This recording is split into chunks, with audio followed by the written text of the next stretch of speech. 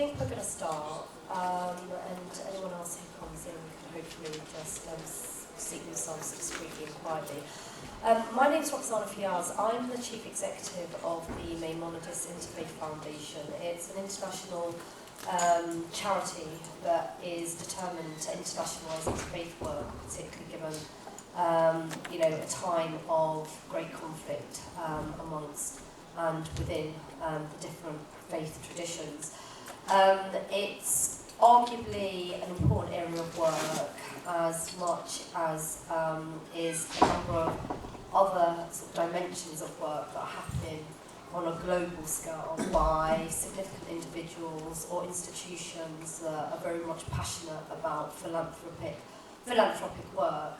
Our founder is a billionaire and is renowned as the owner of the world's largest private collection of Islamic art, and is considered an ambassador for Islam in terms of his commitment to the preservation and promotion of Islamic art and culture.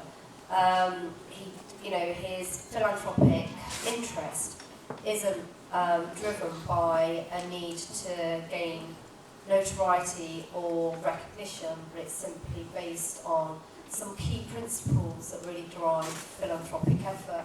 And I think it's very timely that at this year's World Islamic Economic Forum, we're having a debate and discussion around global philanthropy, given we live in a global context, where against the backdrop of a global fiscal crisis, there are, or seem to be, a hesitancy in terms of giving and giving money for charitable causes and concerns, but more importantly, you've got a whole raft of emerging economies with expanding middle classes, with associated and corresponding levels of disposable income, and how can we galvanise those individuals and those communities in those emerging economies to consider the importance of giving back in a way that will really foster and invest in not only the economic infrastructure of their communities and their societies, but also the spiritual or the enrichment of culture. We've got two really fantastic guests who are going to be joining us for our debates and discussions, and I just wanted to advise everyone as to the proposed format before I introduce our first speaker. The proposed format is that the speakers will speak respectively roughly for around 10 to 15 minutes, and then we want to make this session as interactive as possible. They'll speak to provide their insights within the context of drawing from their own experiences and what they're presently doing in terms of leveraging impressive and ambitious philanthropy for the betterment of communities and societies worldwide. I think the other 2 points around philanthropy, which makes this conversation with you very timely, is in light of the fiscal climate, there's clearly some debates and discussions around the limitations of state intervention in terms of helping and aiding the development or the improvement of the social, economic and moral fabric of respective communities. So what is the role of philanthropy, which in and of itself lends itself, because it's not restricted by the confines of politics or state structures, to be much more innovative. So our first speaker I would like to invite is an impressive gentleman. He's worked for the Aga Khan Foundation for the best part of the last 25 years. He currently heads up the Aga Khan Foundation Development Network and has, in his role, overseen the deployment and growth of a number of development initiatives which have aided millions and millions of people around the world. So can I invite Mr. Ali over to the stage? Thank you.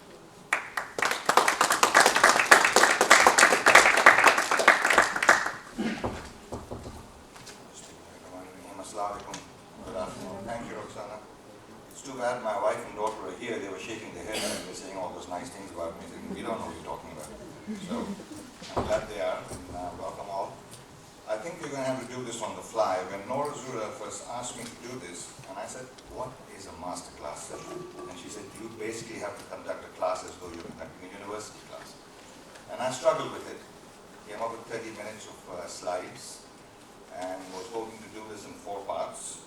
Basically take you through the ages, from the ancient definitions of philanthropy and what Plato did and what happened during the advent of Islam and the impact of Christianity and Zoroastrianism on the concept of the what, and do all of those nice things. And now Roxana tells me I have 15 minutes and I'm delighted. So we will just, no, that's fine. I love to have a discussion rather than stand here and lecture anyone, because I would bunk the class if I was being lectured at. So I'm going to try and keep time myself, since I don't have a timer here. But I'd like to do a couple of things very quickly if I can. I think what I want to talk about, and Clare will also hopefully agree and do the same thing, is talk about what does philanthropy mean today. So we'll skip all of the past stuff, other than where it needs to be contextualized and how it came about.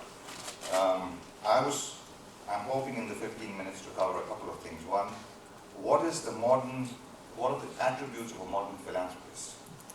And I got this from a dear friend of mine who heads up the Global Philanthropy Forum, and I was picking her brains the other day, and I said, you've been doing this for ages, long before me. She's younger than me. By the way, I've been here for 35 years, not 25. She's making me look younger. I've been with the Icon Development Network for 35 years. So she explained a certain number of things that resonated with me very clearly about what does it mean to be a modern philanthropist. And I wanted to then sort of articulate some of the principles that we follow, because we are led by a religious leader, even though we are not a religious organization. That is, the Icon is the hereditary Imam, 49th hereditary Imam of the Ismaili Muslims. And the underpinning of the Icon Development Network that I represent, that I work for, is linked to Islam very closely. But in our work, it is non-denominational. We reach out to people regardless of their faith, their creed, their color, their linguistic traditions, or their culture. So those are the things we do. I'd also want to know that I'm very poor with doing a PowerPoint. So ignore what's happening there. I was told to keep changing this. And this is what I was going to do, and I'm going to skip that. And this is what we are going to do. We're going to skip that too. And I was going to talk about America's contribution to philanthropy, because I think that is the context we need today. So let's go back to America for a while in the Industrial Revolution in America. Because while philanthropy has been a part and parcel of most people's values and faith and traditions, in the modern era, it is America that has led the way in organizing philanthropy, making it more systematic, creating systems around it, so on and so forth. And what one fails sometimes, at least in my circle of friends, to recognize is the impact that private philanthropy has had on American society. Not just in terms of the ability to make life better for other people, but to do it in very innovative ways. The Carnegie Libraries are famous. But what I hadn't realized for many years is that all of the major universities, the non-land grant universities in the US, were created with private wealth. Whether you take Harvard, you take Stanford, you take Duke, you take Princeton, and are still supported through private contributions. It is these universities that then had an impact on research and development in the social sciences, which was unknown in America before. It also led the way in both influencing and shaping US domestic and foreign policy.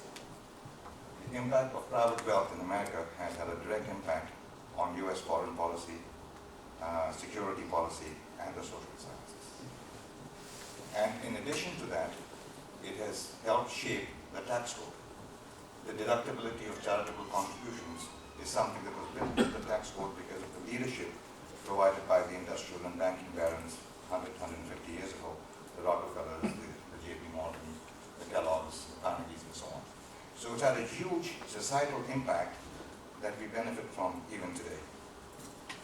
So what are the 3 attributes, as my friend told me, that you need, that modern philanthropists have demonstrated? And they're there. The number 1 is resources and leadership. Leadership is vital. Money is essential, but leadership is vital. And leadership needs to have a long-term view, to to be able to see what it is that they're going to do. Take bold, decisive action that changes the shape of things. One of the other attributes of a philanthropist today is leverage. You will see that a philanthropist leverages three things. They leverage other philanthropists, they leverage markets, and they leverage each other. So if you look at the example, about 10, 15 years ago, it was Ted Turner who stimulated other rich people to make large contributions, including people like Bill Gates, now Warren Buffett. You create these consortiums and we leverage each other. And in the network that I represent, we've always believed in leverage. We work with some 70 other partners around the world. Every major bilateral agency, most of the multilateral agencies, a lot of private foundations, our good friends from the corporate sector, some of whom are here, to cheer me on from the Coca-Cola Company, who are working with us in Afghanistan, Kyrgyzstan, and several others who may also be in this room. When I say bold and decisive action, a philanthropist these days, to have an impact, takes on an issue such as poverty alleviation, as we've taken on, or the fight against HIV/AIDS, and thinks about it at a certain scale in order to have impact. And those are the things that you need in order to make the change, to make life better, and to provide the kind of support that people need. I wanted to also mention that in leveraging, one of the things that a philanthropist does is work with governments, whether it is within the national development framework, whether it is with ODA, overseas development assistance, or in what we now refer to as public-private partnerships. Because people have come to realize, and governments have come to realize, that none of us have enough resources to make the kind of impact that needs to be made if poverty is to be alleviated, if sustainable development is to be implemented, if affordable social services are to become a reality for people. So I wanted to then talk about two things very quickly. What I call communities in action, an example of some of the principles of the work that we do at the grassroots level, and another one is partnerships in action, which is how does a partnership with the government, the private sector, and so on work in order to create economic development. So the first example is that of a program. I will skip all this and I can answer those questions. That's talking more about who we are and what we do. So we will quickly go through that. But basically, just to give you a scale, the Aga Development Network is made up of 10 different agencies. I used to work with the Aga Foundation in the USA where I was CEO for 26 years, and I worked in other aspects of it before and since. And now I work with the main organization. We are in about 30 countries, primarily South and Central Asia and Sub-Saharan Africa. We have about 1,000 odd projects. We have 200 entities. We have 80,000 people employed. And one unique aspect of the network is that one part of it, which is called the Aga Fund for Economic Development, actually invests in the private sector. What people are calling, or have called various things over time, venture philanthropy, impact investment, name it. But we've been doing it since the early 60s because the belief is that unless you invest in the private sector and you have a robust private sector, the true sustainable development we're looking for will be very difficult to achieve. So the second example I will give you, is called Partnerships in Action, and that is public-private partnership. The first one, the grassroots one, is a program we started in the northern areas in Pakistan, in the mountain areas, called the Arkan Rural Support Program. Moving quickly along, the problem we faced there is that these were isolated communities that lived in the high mountains where 5 major mountain ranges converge. Very difficult area, very beautiful area. But they couldn't grow enough food, they didn't have access to water, clean drinking water, and their incomes were half of what the national average was at the time. So we decided that we'd work with the communities, and the principle we followed was if you organize people around an economic activity, they will remain organized, as opposed to organizing them around a social activity. When people have a self-interest, when they can see a better future for themselves and their families, they have an incentive to work together and to do things together. And that was the fundamental principle that we followed. But we also followed some other principles, which are throughout our work. We have to honor the dignity of Allah's greatest creation. People have to be able to earn a living in a dignified way, so that they feel how they should, which is grateful to the Almighty, which is not to have to beg, not to have to feel demeaned and debilitated in their lives. So a fundamental aspect of AKRSP was to help people increase their incomes through collective action but individual enterprise. And I can tell you more about it in the Q&A, but basically what happened in 20 years, their incomes doubled. They are now at the national average, which itself is low, but the fact is that their incomes have doubled. The villages in these northern areas, through their collective savings, are actually shareholders of something called the First Microfinance Bank of Pakistan. They have equity worth $10 million that they have saved, and they are shareholders of a commercial microfinance bank. The second example I want to give you is about something called the Bojagali Power Plant in Uganda. And I have a brief video that will probably tell the story, but let me set the context. In Uganda, as in many developing countries, there is a lack of electricity. In Uganda, they were suffering 12 to 13 hours of blackouts a day. Very few people have access to electricity.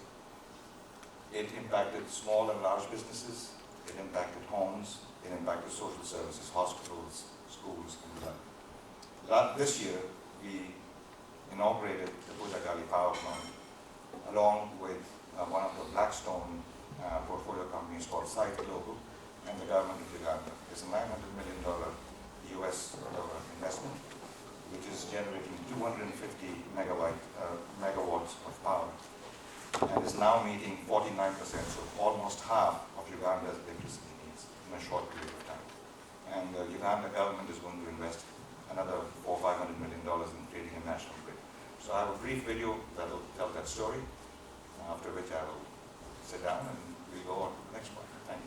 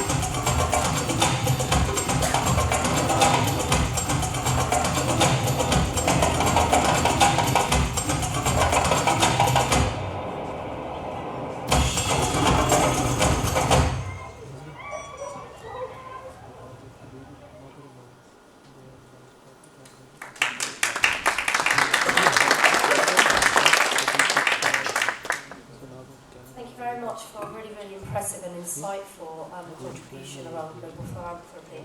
Our next speaker is another impressive talent in the field of global philanthropy, Clare Woodcraft, who is the Chief Executive Officer for the Emirates Foundation for Youth Development.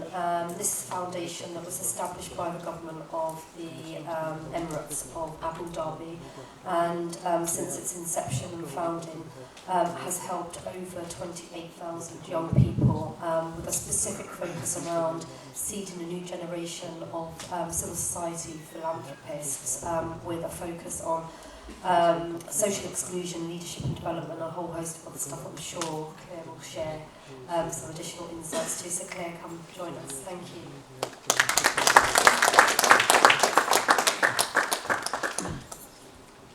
Thank you very much, Roxana. Thank you, Iqbal, for doing a great job of setting the context, and thank you to the WIEF for inviting me here today to speak to you. And thank you to all of you for coming to join this panel session. I'm going to try and do as Iqbal wonderfully did, and be as succinct as possible.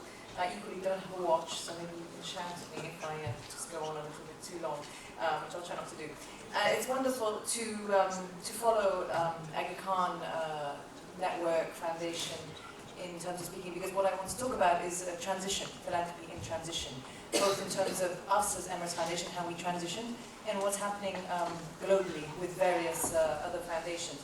And I think Aga Khan, to me, almost personifies the reason why everyone else is changing, because they have for so long understood that a business-based approach to creating social value works generally better than a more traditional one. So it's great to have a living example of why philanthropy is changing and how. So Emirates Foundation, as Roxana said, was set up in 2005. We are independent, although we were set up by the government, and we are partially funded by the government on the basis that we then leverage private capital. So we fundraise from the private sector. We have nothing to do with Emirates Airline. That's the Emirates Airline Foundation, so don't ask me for tickets to Arsenal or an upgrade on your flight. So we are very much the national foundation of the UAE, looking at youth and really trying to drive long-term systemic change, positive and permanent change for young people. So I'm going to quickly skip through some of these. Oops, gone too far already. I don't know if the gentleman at the back can help me go back one. Thank you. So that's that. I don't know why that's happening. You can go back one slide. Okay, yeah, perfect. So why all the fuss? Why do we care about philanthropy all of a sudden? Why is there suddenly a huge amount of discourse around philanthropy? I myself worked in the corporate sector for many years, and then decided that having early in my career worked in development, that I was now willing to come back to philanthropy, because philanthropy was starting to talk a different talk, and was starting to talk about impact and creating real socioeconomic value. And that was something, a reason why I had left the traditional development community, because I became disillusioned with it and thought that the focus on creating social impact was becoming waylaid by proposal writing and a general, very traditional bureaucratic approach to creating social value. And by the way, I myself, in case you're wondering why a British woman is running an Emirati foundation, I have been in the Middle East for 20 odd years. I speak Arabic and have a background in development, so I like to think that I'm vaguely qualified for the job. So I think that why there is noise now, why I myself came back to the development sector or the philanthropic sector, is because it's hugely fascinating at the moment, where you're seeing this this merge between the sort of the government, the private sector, and the third sector. And of course, for other obvious reasons, the sheer size of the market. I mean, nobody really knows exactly how big it is. But people like Matthew Bishop and Michael Green have been talking about it being $1 trillion capital market, philanthropy, for many years. I mean, Gates alone, 60 billion, thousands of foundations in New York City alone. I mean, and interesting, the Busan Declaration of the OECD that has finally acknowledged that philanthropy plays a role in development, and so on and so forth. So I think it's clear why we need to pay attention to philanthropy. It's a big market and it has huge potential. But why is it suddenly looking to change? Why is there now a discourse around transition? Personally, I think that's because we have now finally acknowledged that delivering social value is actually extremely difficult. And when you look at the Millennium Development Goals and see that all the parties that have been involved, and yet we haven't yet managed to nail them, I think there has been a lot of questioning as to, well, where are we going wrong? Is it possible that there was failure? Is it possible that organizations, be they multilateral development organizations or foundations or specialized NGO. Is it possible the model was not as good as it could have been? Is it possible that we actually need to look at changing the model for philanthropy and the third sector? And I think increasingly there's a huge amount of literature on this subject saying that the days of check writing are over. It is time to think in an environment of reduced resources available both for social investment and for general socioeconomic development. It's just not good enough to be throwing money at good causes. It's just not. You've got to be talking about outcomes, you've got to be talking about impact, you've got to be talking about your cost efficiencies and your cost effectiveness. And in other words, you've got to be taking a business-based approach to delivering social value. If you look at how commercial organizations deliver commercial value, they are very rigorous in how they report and how they measure, in how they create asset value. Sadly, in the third sector, all too often that's not the case, and that we focus too much on how much money we're spending and how many things we're doing without actually asking the question of how much value are we creating. That is starting to change. People like Leslie Crutchfield, Mark Kramer and John Kenya, who wrote Do More Than Give in 2011, have done a great job of saying, as they do in this quote, that you need to go beyond basic check writing to deliver real results in communities where you're seeking to tackle specific problems. So I think the planets are aligning in terms of people saying that philanthropy has to do more. Sorry, can we go back again, please? We seem to have an overly sensitive mechanism, and Iqbal did a much better job of using it than I am. Anyway, I think now when you're hearing this discourse has hit this kind of, this space. So you're hearing people talking about catalytic philanthropy, impact investment, strategic philanthropy, social enterprise, enterprise-based philanthropy, and venture philanthropy, which to my mind are all essentially the same thing. They are all saying that you must deploy philanthropic capital efficiently and effectively. It's just not acceptable anymore to be investing millions of dollars and only having short-term impact or not actually being able to create real socioeconomic value. I have the next slide I'm going to skip, although it might decide to skip on its own. Yes, indeed it has.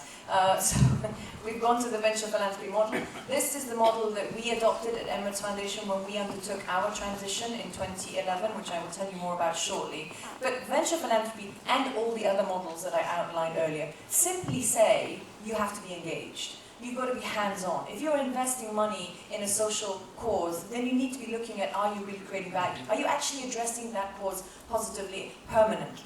Is this a long-term solution or just a short-term fix? And the principles behind venture philanthropy are simply very similar, of course, to those of a venture capitalist, that you will look to find a solution and then you will work to develop it, to scale it up, to ensure that it's economically viable and that it's cost-effective and cost-efficient. And I think that is the philosophy that we are seeing now starting to penetrate the philanthropic sector more and more. We ourselves at Emirates Foundation are founding members of the OECD Net Forward Foundation network that was set up last year. And we, along with Shell Foundation and Rockefeller Foundation and London Foundation, requested very explicitly that an element of the work of the network be around efficiency and effectiveness and failure. Saying, well, there's all this discourse around how we need to get better at creating social value, but can we talk about failure? How we failed and why we failed? Shell Foundation put out a report in 2010 explaining that when they had a very, as they called it, a spray and pray model, essentially throwing money at good causes, they simply hadn't been able to create long-term social value or socioeconomic outcomes. And the network is now bringing together those of us in the sector who believe that it's time to change, to try to capture our respective models, capture the reasons why we changed, and promote and advocate for a more efficient and more effective sector. And this is just a small excerpt from the report that we spent a year writing, which includes case studies of all of the foundations I just mentioned, talking about our own transition. So each one of those organizations that I just mentioned had an epiphany, said, we don't believe that the traditional model that we have is working, it needs to change. And this report captures why we changed and how we changed and what that means. And very briefly, these are some of the core lessons learned, which are replicated in the Shell Foundation report that I mentioned, and I think Aga Khan good for them, are pretty much already doing these and have been doing them for many decades, but it's taken the rest of the sector a long time to catch up. But it's about looking at fundamental change, so it's all about looking at long-term systemic change. If you think of the word enterprise-based philanthropy, being an entrepreneur means taking a long-term visionary perspective on something. You know, when I see foundations that say, well, we have a 12-month project or an 18-month project and then we're going to move on to do something else, it worries me. I don't think you can create sustainable socioeconomic value in 18 months. I think it takes much longer than that. And we ourselves were guilty of that at Emirates Foundation. We had multiple projects in multiple sectors where we were trying to be, trying to be all things to all men or women, and simply not focusing for the long term. People will tell you a fundamental principle of sustainability is simply long-term visionary strategic planning rather than short-term quarterly results. This whole market-based approach issue is again gaining traction, which simply for me means, don't throw money at things that you surmise are necessary. Understand your market. When we developed our youth development programs at Emirates Foundation, we made sure that we did research in advance. So we could have surmised that what young people want is X, but clearly that would be a poor business planning process. And unfortunately, in the past, we did do that. So it's really the philanthropy in transition, the business-based philanthropy is really about saying, know your market, understand the communities you're working with, and give them what they need, not what you think they need. Again, focus on systems and sector competence. It's great to have lots of well-meaning people inside a philanthropic organization, but you also need people who can do tricky sums and look at the books and understand your cost efficiency, and you need other technical competences just as you would in a commercial organization, and all too often those are overlooked in the third sector, and we think that it's just about the developmental expertise, but it has to go beyond that. And then impact, again, I think, thank you. I think everything that I'm saying is underpinned by impact. Why transition? Because we need more impact. Because philanthropic capital can do so much more, just as concession and traditional developmental finance can. So we ourselves at Emirates Foundation undertook a very interesting journey from 2011 to 2012. I don't know if you can read this, but anyway, I'm going to go through it very quickly. Where I was invited to become the CEO of the foundation to oversee a change process. And when I was offered that role, I asked first, is the board really up for change? Because if they want change, then I would like to do it from top to bottom, and it's going to be systemic and it's going to be radical. So, and I was very fortunate that I have some very visionary individuals on my board, and they were very supportive of that idea. So we undertook a review of our work, of what we were doing, and came to various conclusions, which in summary were, we were a grant-making organization. So we were spending large sums of money on giving individual grants to individual institutions, third-party institutions. And then we would monitor the progress of giving the grant and how much we'd given, and ultimately the outcomes, the results of that grant-making process. Now the challenge with that is it forces you to be short-term. It forces you to be time-bound. And again, I'm not a believer that you can create socioeconomic value in a time-bound environment. I think you need to have a long-term horizon. When I talk about our mission is to impact young people's lives positively and permanently. So permanently. So we'll keep going at it until we've nailed that issue. It's not about us saying, well, we're going to do youth this year, and next year environment, and maybe the year after save the whale. That's just not acceptable anymore. It needs to be focused. You need to be looking at one particular area where you think you can add most value. So, and I think the reasons for us obviously working on youth in light of the challenges in the region are obvious. It was a real no-brainer to figure out which sector we should narrow down to, because before we focused on youth, we were doing environment and social inclusion and education and arts and culture and technology and a whole bunch of other things. And then we said, no, you know what, we're just going to do youth. In light of the high levels of unemployment in the region, in the Middle East, and in light of the fact that it is one of the highest demographic growth rates on the planet, and the fact that you therefore have a very young population, and the fact that it's very difficult to create jobs for this very young population, and that you have challenges within the educational system, to us actually guided our very vision and mission. We said, if we are not able to address this issue of engaging and inspiring and empowering young people, it will absolutely jeopardize the future socioeconomic progress of this country. So that's why we chose that. Then we looked at our business model. Again, the short-term grant-making approach was creating impact at the level of one particular institution. In some cases, not in all cases. But it wasn't creating impact at scale. Neither was it necessarily creating sustainable impact. So we may have had some interesting short-term projects that for a period of time delivered social value, but we weren't able to capture or articulate the real long-term outcomes of that. So we decided to shift the entirety of our business model from grant making to programs. So we went from being a grant making institution, which means a very different set of skills, to being an operational one. And then we said, if we're going to be an operational model, we're going to base the programs on the concept of social enterprise or business. We're going to take a business-based approach to delivering philanthropic value.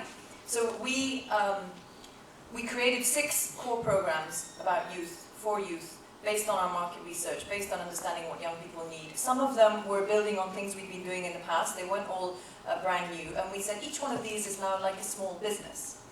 So we are going to grow each one of these just as a venture capitalist would grow a small business. So we're going to look at how can they become sustainable over time, how can they generate an income stream, how can they become financially viable, not necessarily commercially viable, how can we make sure that they're cost effective, that we're looking at the budgets, that we're making sure that we're really adding value, and that there is relevant brand equity associated with that. So that was on the business side of it. On the impact side, when we had a grant-making portfolio, we didn't track impact at any kind of aggregate level. So we could look at one individual grant and tell you more or less what that had done, but not necessarily whether it had created sustainable socioeconomic impact. And we certainly couldn't give you an aggregate, organization-wide evaluation of our value, which I found very disturbing. So now we have a program-based KPI system. So each one of our programs or small businesses has very specific KPIs, value that we expect to create at the end of each year that is monitored. And each one of those programs is then aggregated into an organization-wide scorecard. So I can actually now be held accountable by my board, which wasn't the case before. So they can, at the end of every year, go, well, okay, you expected to deliver X amount of socioeconomic value. Have you done that or not? So it may sound simple, but you'd be surprised at how many foundations don't have a systematic approach to measuring social value. Most foundations know exactly how much money they spend, and how many grants they've given, and how many activities they've done, how many projects they have worked on. But it's obviously much more difficult to then start creating KPIs and measuring that. It's not easy to measure social value.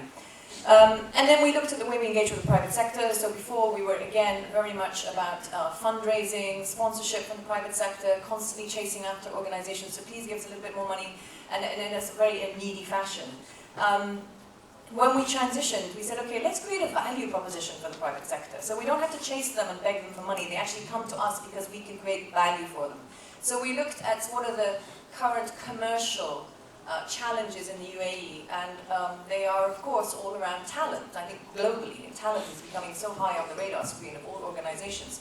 And guess what? Our core business is talent, engaging youth. So we are not explicitly about placing young people in jobs, but we are about making a connection between the social value we're trying to create and the commercial value that our corporate partners are looking for. So we started to have a process of much more deep engagement with our corporate partners, looking at, okay, what are their commercial objectives, what are they trying to achieve in the UAE, and how can we help them do that? And then we started to get a shift from from restricted to unrestricted funding, which is nothing short of miraculous under some circumstances, because most companies, when they give you money, they will say, yeah, you can have the money, but you must make sure you use it for this and not for that, and I want to see the receipts and everything you spent on this one, which creates a transactional nightmare and a huge burden on the organization. But by having this dialogue with these companies, saying, look, we're trying to create long-term social value in the space of talent. You're interested in that. Don't weigh us down. Don't give us restricted funds where you're going to ask to pick off specific elements of our operations. You know, you wouldn't do that in a commercial world, so why would you do it with us? And we managed to get traction with that, where the companies were saying, fair enough, we will give you unrestricted funding for the organization as a whole, as long as you are accountable and transparent in socioeconomic value that you're creating, which we did. And then finally, of course, we had the people, I don't want to say challenge, because I have amazing people that work for the foundation, and they're all young and energetic and fabulous. But they lacked a business acumen, a lot of them, because when you have a traditional grant-making model, you tend to have people who have mainly administrative skills. So we set about trying to turn my 100-odd team into 100 entrepreneurs, which is a work in progress, but one that is it's quite fun and exciting along the way when you start to really empower a team, and especially when they're youth, trying to create value for youth. It's really creating a very interesting discussion inside the organization. And what we do now is we regularly bring international speakers and expertise and references, and really try to keep our people up to speed with the whole concept of taking an enterprise-based approach to philanthropy. And we've worked with people like Ashoka, who sort of invented social enterprises, and various others.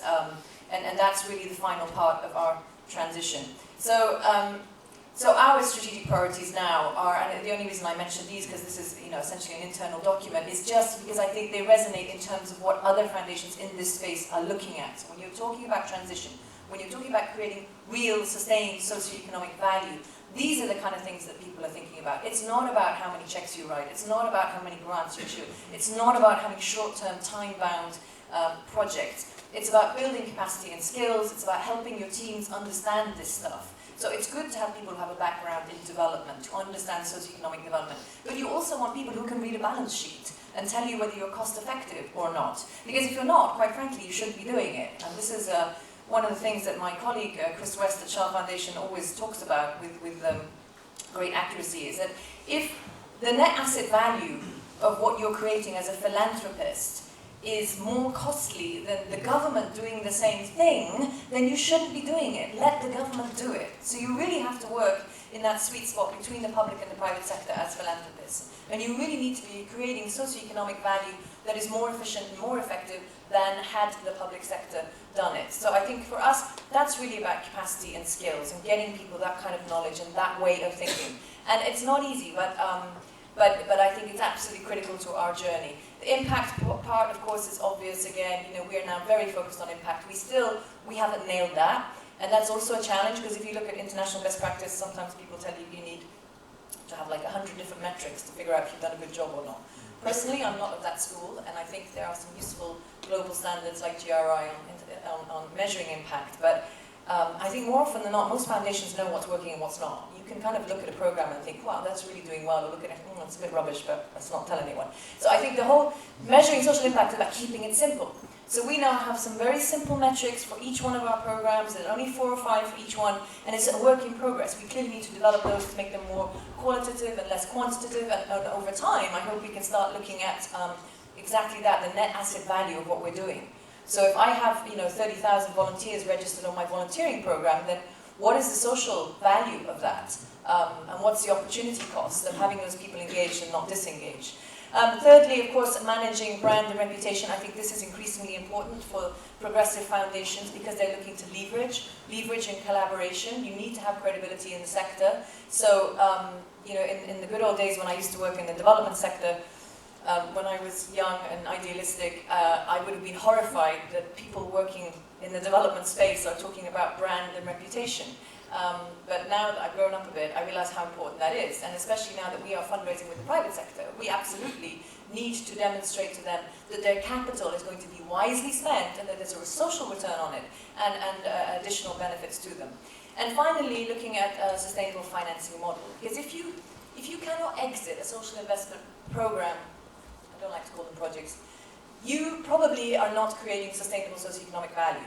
If you consistently have to go back and ask for more funding, or if the entity that you're funding is 100% dependent on fundraising, it creates a very skewed internal structure. And I found this very much when I worked for many years with various NGOs in Palestine. And I discovered that, very sadly, after Oslo, when Palestinian NGOs were actually doing very well until Oslo, and then the international development community came and threw money, and suddenly you had all these distortions within the traditional NGO community, because suddenly there was a huge wad of capital available, which meant that these organizations were then skewing themselves to secure that capital. So you would find that, oh, well, donor X is now funding environmental projects. Okay, so let's go and fundraise around environmental stuff. Ah, yeah, but the World Bank's now doing gender. Okay, so let's fundraise around gender. So suddenly the whole mission of the organization gets skewed towards raising capital. And NGOs and foundations are notoriously cost inefficient at raising capital, 3 times more expensive than the commercial sector. So again, if you're not thinking about exit and financial viability, it is likely that you are going to undermine your ability to create sustainable socio-economic value. And I think I will leave it there. Thank you very much for listening.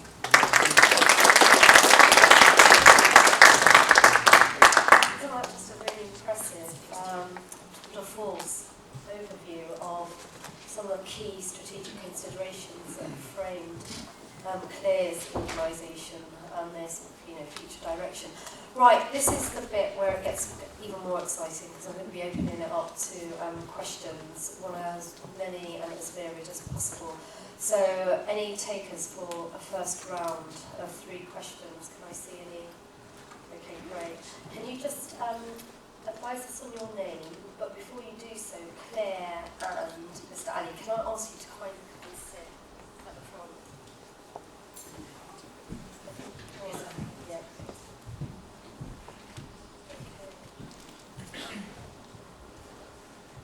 Great, right. Thank you, sir.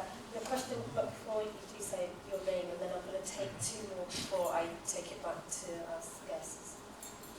Hello, good afternoon. Is it working? Yeah, hi, good afternoon. My name is Zaid and I work with various philanthropic foundations, and to focus the issue on the Islamic world and Islamic philanthropy, a lot of clients or previous clients have conducted philanthropy under the Islamic understanding that they give charity silently, like there's no fanfare about their projects. So it's been an absolute struggle to get them to communicate what their agenda is and what they hope to get through their giving. In terms of your experience, where do you see? How do you advise on making that argument to sometimes very old and very large charities that give money completely willy-nilly without setting an agenda? As you said, just giving it and seeing what happens later. Thank you. Take a second question. Is there anyone? I saw you. Can you just kindly advise on your name and your question? Fahim Malari. Clare's words were music to my ear. Really, and I'm so pleased that somebody in her position can talk so down to earth and yet paint a very big picture. I have worked for larger organizations in the past. I won't mention their names. And then I was so disillusioned that I decided I'm going to just do a Mickey Mouse setup on my own.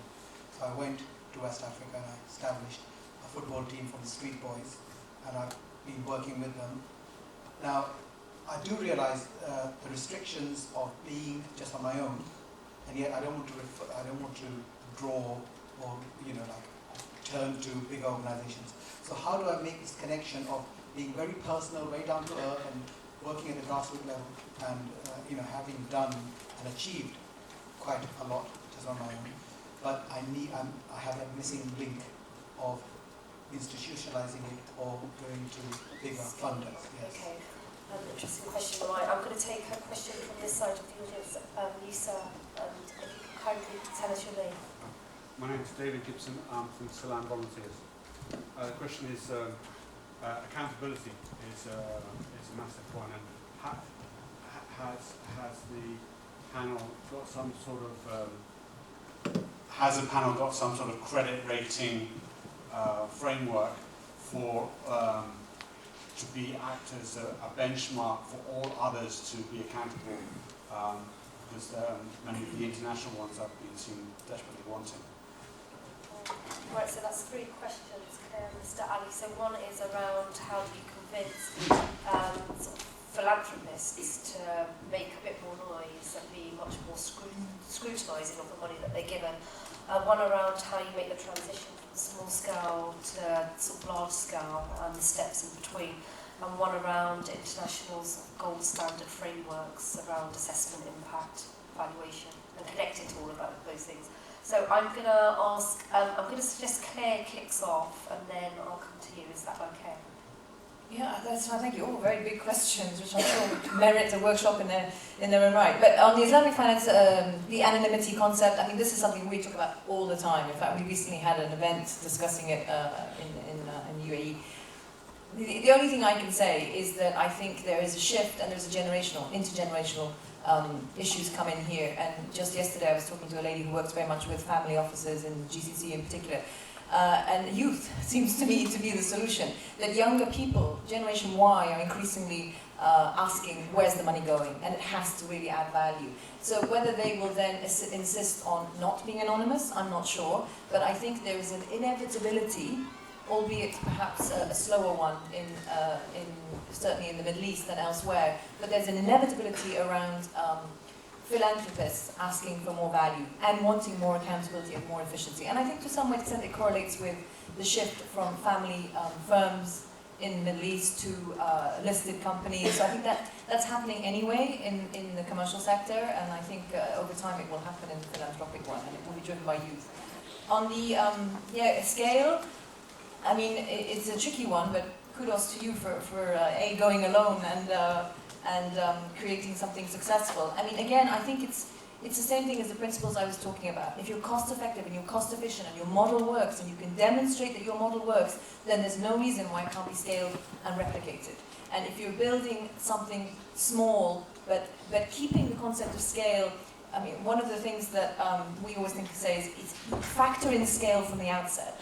So when you're looking at your systems, for example, make sure that you've got best practice in terms of your finance systems or your infrastructure. You think and act like a business. Put the right systems and infrastructure in there. Demonstrate that the model works. And then, really, the world is your oyster. Clearly, you need to find partners to scale them, but I see no reason why you wouldn't if you can demonstrate, and this is really the hardest part, that indeed you can create social value, that you can measure and you can articulate to a government partner or even a private sector. I think it's the same principles.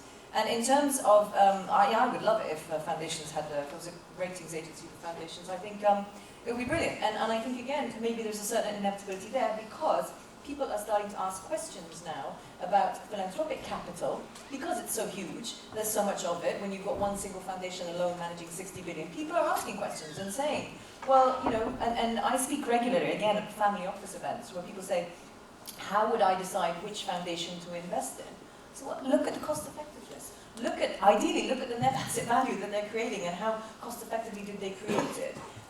So I think it's happening. Obviously, there isn't a formal rating system, but I think investors are getting more rigorous. Social investors are getting more rigorous and they're demanding more. And that's great. And I think we as philanthropists should welcome it. Thank you. Well, thank you, Clare. I agree with 99% of what she said now and what she said before. But let me try and answer your questions in a larger way because I've cut down my presentation quite significantly. What is philanthropy and what is philanthropy in Islam? You raise a very important question about anonymity. What does anonymity really mean? To me, it means that sense of humility that Islam teaches you, where you're not trying to, and I'm not contradicting what you're saying, this notion about personal branding, where the donor is not seeking either any return for himself or herself, or any recognition of his or her efforts, towards carrying out and implementing the tenets of his or her faith, being the do good for others, right? So anonymity can be defined in very many different ways. One of the highest principles of philanthropy in Islam has always been the responsible stewardship of resources. And those resources are not limited to material resources. Because philanthropy in Islam also includes the injunction to service. So you're not just giving of your wealth, you're giving of your knowledge, your intellect, and all of the other assets that you have to share in order to express love for humankind, to make this life better for others. So accountability, if you're looking at it from an Islamic point of view, is self-imposed and you don't need a government or regulatory agency to do it for you. I think I come from a business background. When I got into the Khan Foundation some 30 years ago, I come from a business background. And I landed in Washington where I met people with PhDs in subjects I've never read about. And I scratched my head and I, in fact, told my wife, I said, what am I doing here? I know nothing about this development business. They're talking about things that are way over my head. And I made a 26-year career of being CEO by asking stupid questions. And my question was, who is it going to help? How much does it cost? Who will benefit from it? And how do we extricate ourselves from it? In other words, how do you make it sustainable? So the questions, the business-oriented questions are the right ones. But I think the underpinning has to be compassion, has to be the view that you're doing good for the world. I fear, and I'm having this debate with my own colleagues who are talking about impact investment, we are doing some of it even now, is my fear is if we lean too much towards what I call the Silicon Valley syndrome, where this metrics business and everything has to fall in a matrix and you've got to be able to account for every little thing. Philanthropy as we know it, the Eddie foundations of the world, like in Pakistan, would cease to exist. I was in Karachi a few months ago, outside a shopping center, and a young man came begging, and I gave him 10, 20 rupees. And I wanted, because he said he wanted food. And I saw him walk, this is in the evening in the dark, he walked over to a corner, there was a box sitting there, and he went and dropped all of the money that I gave him into that box. I got out of my friend's car and I went and talked to him. I said, you asked me for money because you were hungry. And what did you just do? He said, this box belongs to the Eddie Foundation. They help people who are dying, they give them food, and there's somebody out there who needs this more than I do. Now that's anonymous philanthropy. Sort of stimulated by his belief. So I gave him some more. I said, you've done a very kind thing. You need to eat, go buy yourself something to eat. So if that kind of a sense of giving becomes totally commercialized in the philanthropic world, then much of the good that we do will cease to exist. I think we can also talk about the difference between charity versus philanthropy, if somebody wants to ask the question. So accountability is important. And the word philanthropy, of course, means love of humans. Exactly. Yeah. Exactly. I'm going to take one question here, and then I'll take you to in order. Right, I'll come back to everyone else. So, yeah, you there. Hi, from Bangladesh. My question is to Mr. Noor. I think there is a very strict differentiation in Islam, between sadaqah and zakat. So, there is a saying of the Prophet that it is better that your right hand does not know what your left hand is giving. So, anonymity, I think, is built into charity. Sorry, 1 second. That's not me, is it? No, it's Thank you for the sideshow. Okay, So the sorry, question sir. of branding, etc., is totally antithesis to what the Islamic concept is, I believe. And we have to be very careful regarding branding your foundation. Because zakat is a right of the poor. It is not, you are not giving it just for your branding, or the poor have to have the right to get 2.5% of your surplus income, even by getting it from you. It is not that you are doing anybody a favor. It is because you are in a position you have surplus wealth. Societies which are below you at the bottom, they have a right to that wealth. Otherwise, you will have what is happening today in the Arab world is because we are not looking after our societies in the Islamic model that the Arab Spring has taken over. So I think we have to be very careful in treating foundations in the Islamic world as corporations which have to be branded, which have to have rankings, etc. Because and Islam does not say that philanthropy is just for Muslims; it is for humanity. So we make no distinction whether it's a Muslim, Christian, as long as it's poor. So I think these issues are very important. We cannot go branding our foundations. In fact, when you give zakat, you cannot even publicize it. So this dichotomy has to be, clarified by people like you, Mr. Noor, who have been in this business. There is a spiritual side to philanthropy in Islam, because after Salat, it is zakat, which is one of the 5 foundations of Islam. Thank you. One interesting question, sort of reconciling a basic fundamental tenet of faith around zakat, but the same token, balancing with what you were saying around the philanthropic regime or culture that's emerged with a need for people who are giving, being given a sense that their money is actually adding social value. How do you reconcile the two? Right, I've got the gentleman over there that I identified earlier. If you can just advise us on your name, and then the lady at the back row, and then I'll come to others, in a short while. Go on. Hi, my name is Rizwan. Thank you so much to both of you for tackling a subject which is easy to understand in your words. I'm going to be cheeky and ask two questions if it's possible. Please. Social value you've mentioned quite a few times, which you've said is difficult to measure. Have you got any good examples of how it has been measured successfully? And the second question is this element of consultation where there's a process of engaging with the communities or a particular area. Again, do you have a best case example of what that process of consultation has been, how you've done that successfully, especially when you've mentioned young people? But thank you so much for your words and wisdom. Thank you very much. And then the third question over there. Good afternoon. Thank you for just a brilliant presentation. And I have a question.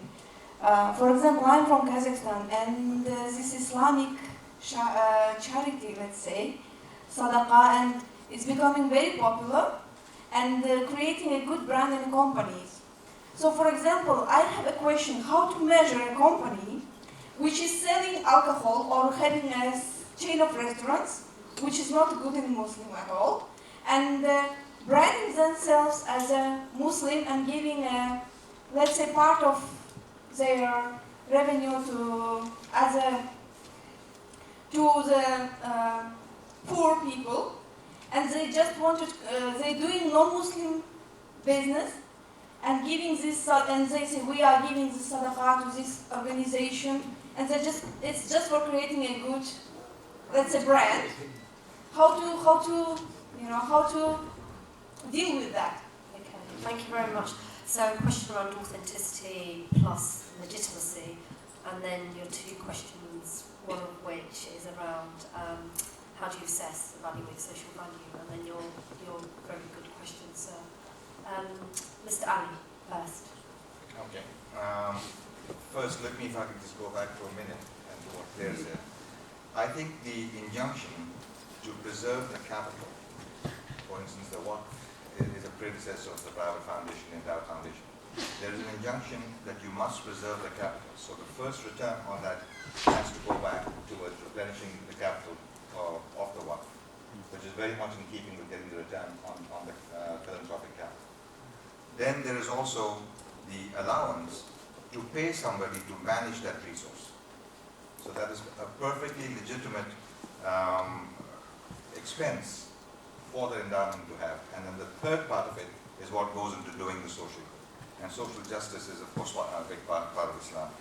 I think Clare will have to answer the question about social value directed to her. What we have done is we've been concerned with the quality of life. And we've developed a set of indicators that attempt to measure the quality of life, because in the end, this is about improving the quality of life of people. And if you like, I can send you a brief that is on our website that gives some of the indicators. For instance, a woman living in a place where she doesn't feel secure, even if her income is high, what is her quality of life? How do you measure the security that a person feels in an environment? You take any place of conflict in the world today. Those are difficult indicators to come up with, but to us, those are important indicators to be able to measure as, the impact on the quality of life. So, those are the kind of things we are talking about. Consultation, again, and I want to clarify something. I've been talking a lot about Islam. I'm not an Islamic scholar. I'm barely a good Muslim at times, I think. But these are things that I've read and talk about a bit. But consultation is one of the principles of Islam. From the Prophet's time, the process of communities coming together and working has always been a consultative process. So what we see in development, what you're doing in your work, what I've seen in ours, is that consultative process, because no one can decide for other people what their life ought to be. Thank you.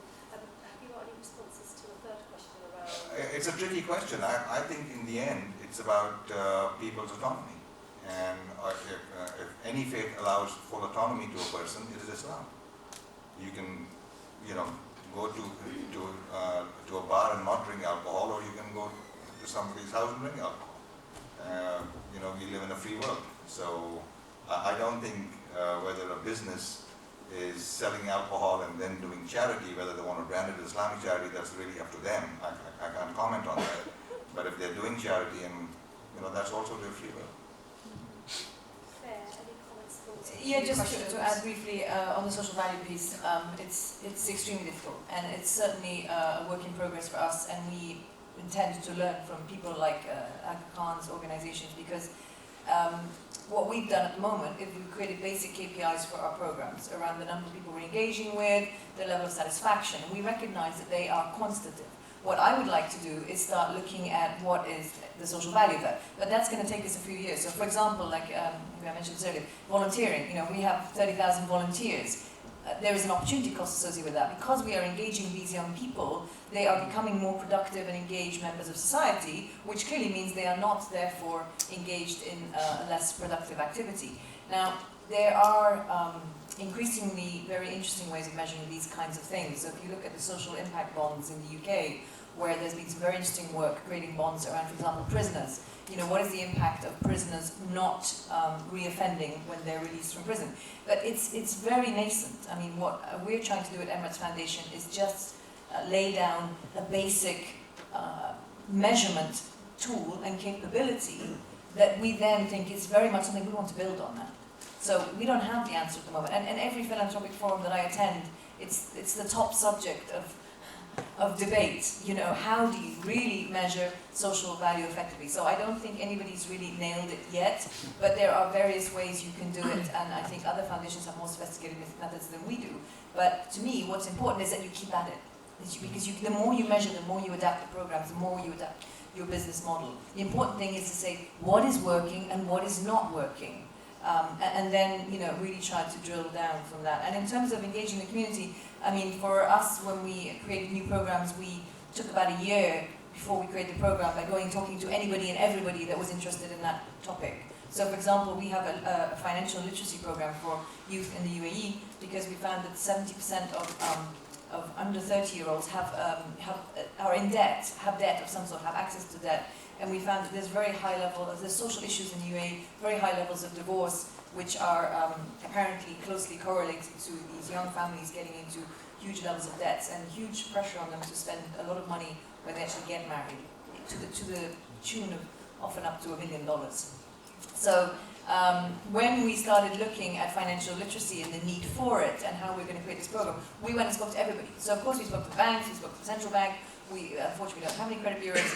Not a problem, but we spoke to Visa, we spoke to MasterCard, we spoke to the Abu Dhabi Economic Council because they were doing some work. We spoke to the Marriage Fund because they were very interested in what we were doing for obvious reasons. And we took a year and we created working groups out of all of these community representatives. And we spoke to youth, and it was only after 1 year of talking to all and sundry and making them part of the solution.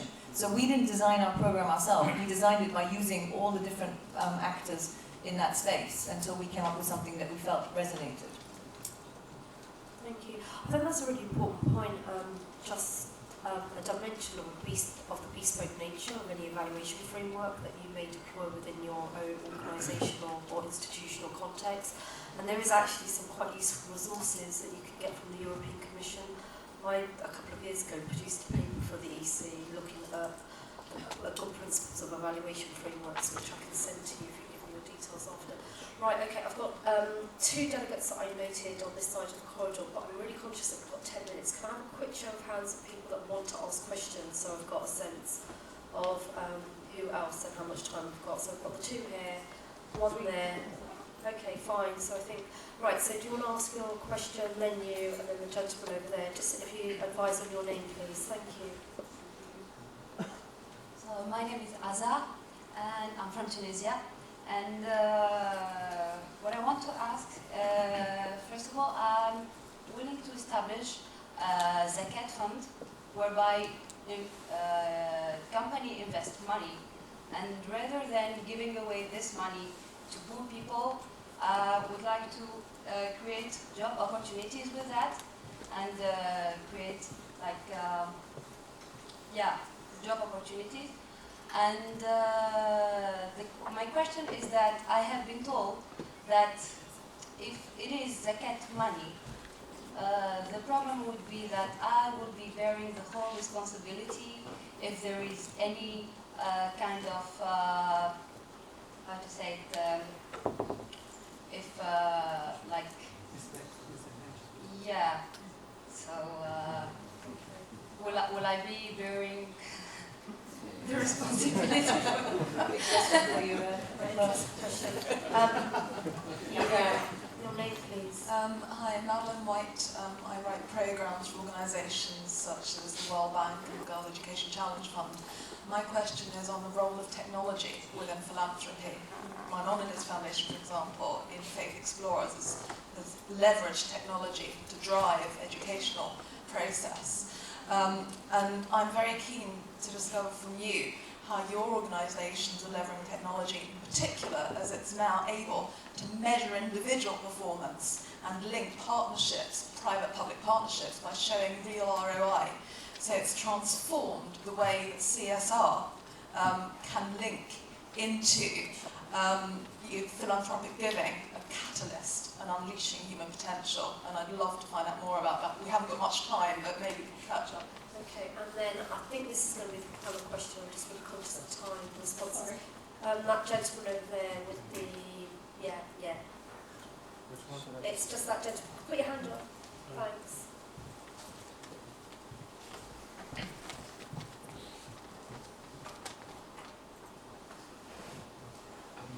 My name is Daniel, and I'm currently a student in the UK. I just want to say you two are very inspirational people, and something that's very close to my heart is philanthropy as well. And the analogy that Mr. Ali gave, that I experienced something like that myself in Pakistan when I was there. Because there's literally everywhere you go, you'll find someone who's begging for money, and they all. What I found out was in the end that whatever happens to us ever, that there's always someone worse off than us, always. So I really wanted to do something that I could. Well, basically my question is there anything that students like us can do to help your organisation that then run to the other fund, or is it not possible for us to do anything? It's just, Okay, fine, great. All right, so 3 questions, one around zakat and the process or transition towards, or the choice between sustainability zakat or sort of immediate kind of just relieving poverty type zakat. One around leveraging technology and in an age of big data, how that can be used and utilised to assess impact and efficacy. And then the third question around how young people from other parts of the world can help your respective organisations in the work that you do. Okay, I did see one. Is it going to be a quick question? Because I'll take your and then finish on the questions. But if you can be really brief, thank you. Thank you. Tamir Zaman. Should philanthropic organisations in Islamic world internationally consider themselves as separate entities? It's obviously a corporate model, and that can have quite impact on efficiently allocating resources. Or should they also depend, as we talk about zakat, which is an immediate poverty relief, spiritually and legally, Islamically? Should philanthropic organisations rely upon local, familial, or neighbourly structures that normally occur in the Muslim world due to the rules of distribution to relatives? Thank you very much. Okay, so Claire, I'm going to ask you to respond. I'll just take a couple of those questions. I'll leave the zakat one to my esteemed colleague. Let's go with the last one first. So I think, look, I'm absolutely not advocating that, philanthropic or foundations suddenly become big, ugly, corporatized entities that don't care about anything. What I'm saying is philanthropic capital, because it's so valuable, should be invested wisely and efficiently. That's all. And even when I talk about, branding, I'm absolutely not trying to question the current norm. And if Muslim philanthropists want anonymity, that's absolutely fine. All I'm saying is that for too long, people ask money, when you invest commercially, you ask a question, where's the return, was it spent wisely, was it spent well, is the guy managing my funds doing a good job or not? And yet for some reason, when we come to the philanthropic sector, we just go, how much did you spend? What do you mean, how much did you spend? It should be the same question. Did you spend it wisely? Did it create really an impact for society? Did it do good things for people, for society? And I don't think that there's any question that, philanthropists, I worked in the corporate world and I left it because I want to be involved in this space. But before I joined the corporate world, I worked in the development sector and I left it because I found it unaccountable and completely opaque. And I found that it wasn't creating socioeconomic value. It was spending a huge amount of money with very limited outcomes, and I got very frustrated. So I am not advocating for philanthropists to become corporate entities. What I'm saying is learn from the business sector around transparency and accountability. And I think that's just best practice. In terms of what youth can do, young students, absolutely, you can do everything. You guys are driving this. Go Generation Y. I think millennials apparently. I'm told that Generation Y aren't happy with Generation Y because it makes them seem like they come second to Generation X. So we call them millennials. But I see young people are driving the shift. So when I talk about the shift in philanthropy, it's not coming from the from the older generations, or it's coming from youth who are saying, what's actually happening here? We want to be part of the change, we want to help, we want to drive it, but we want to do it in a way where we can understand the change. And all the research that I have seen recently talking about young philanthropists is saying that the young philanthropists are the ones who are demanding that there be accountability and transparency. So I think the very essence of this culture of millennials is helping to create a new philanthropic model. What always reassures me is that I've worked for various foundations and I get people, MBA graduates, saying, I really want to work for you. And I'm like, really? Don't you want to work for JP Morgan or Morgan Stanley or something? And I think there is a real shift in the amount of young people who have excellent qualifications and great business skills, but are choosing not to go into the traditional corporate sector because that's just not creating enough value for them or enough satisfaction. So I think that's where I encourage young people to deploy their skills in the third sector if they can, either as a full-time profession or something you do as a volunteer. I think there's a huge amount you can do, and you're much more energetic than other generations, so go for it. And the final one, technology. Yes, I have to say, because we're focused on youth, I kind of tend to get dragged into technology anyway, whether I like it or not.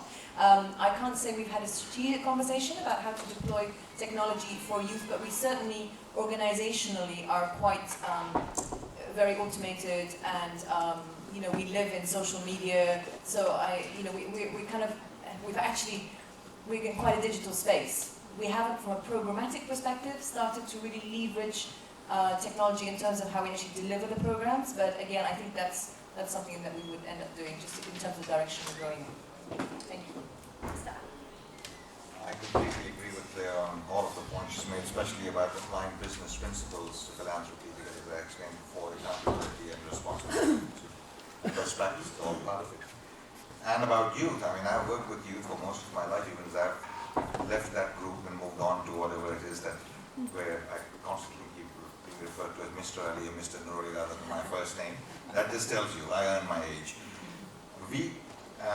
I've worked with youth at the volunteer level and at the professional level for many years. And what Clare just said about the energy, the enthusiasm, and the idealism of youth is something that gives me energy. I've always said that to young people. But I also say the following to young people when they come to me. Don't be romantic about development. Be realistic about development. You're not going to change the world, but if you can affect one person's life or have an impact on one institution, then you've done your bit. Go in with your eyes wide open. My own child, my daughter who's sitting here, when she decided to pick her major, back when she was doing undergrad, she wanted to do her bachelor's in international development. I said, go and live in a developing country, in a village, for a couple of months during the summer, then come back and tell me that's what you want to do. Well, she did. But what I'm saying is, it's great to have that idealism and the romanticism. I also see a lot of people who come back feeling jaded once they've gotten into development. So go in with your eyes wide open. But there's a huge amount of possibility as a volunteer to do things on a short-term basis where you still pursue your profession that enables you to be able to do these things with your spare time. So I would certainly be very supportive of that.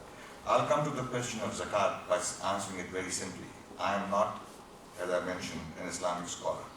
But I will say this, whether it is zakat, or whether it is somebody's sadaqah, or whether it is somebody's voluntary contribution. Anytime someone gives you money for any purpose, but most importantly to use for the benefit of others, you have the role of a trustee, a custodian. And I've always said in my job, I've said my responsibilities are greater than that of an owner. Because the resources that are put under my custody, in my trusteeship, are not my resources. They belong to other people. So there's no higher level of responsibility than being a trustee. So regardless of how people give you money to use for a good purpose, you hold yourself to that standard and you will be fulfilling every religion's requirements. Thank you very much. All right, can we all give a big round of applause to